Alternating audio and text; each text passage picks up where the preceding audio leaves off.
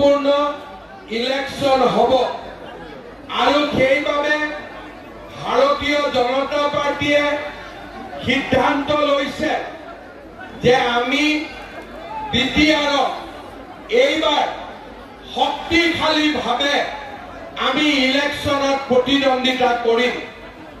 যোৱা 4 দিন মই ওদালগুৰিত আছিলো,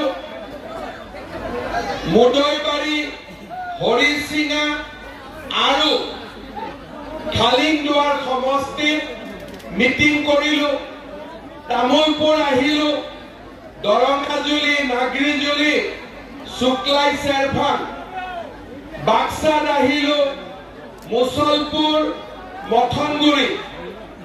পৰহি মই চিৰাঙত আছিলো, চিৰাঙত সুবাইদাৰ, থুৰিবাৰী আৰু মানৱ চেৰফাং। আজি আমি ৰাতিপুৱাই দতমাত সভা কৰিছিলো।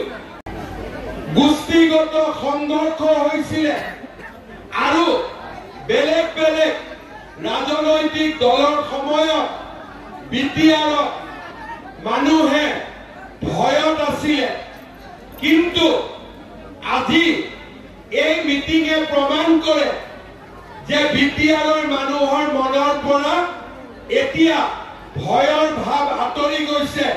মানুহে এতিয়া ভয় নকৰে, মানুহৰ চৰকাৰৰ ওপৰত, বিজেপিৰ ওপৰত মানুহৰ বিশ্বাস আছে আৰু সেইকাৰণে আজি বিটিআৰ শান্তিৰ এক নতুন অঞ্চললৈ ৰূপান্তৰ হৈছে।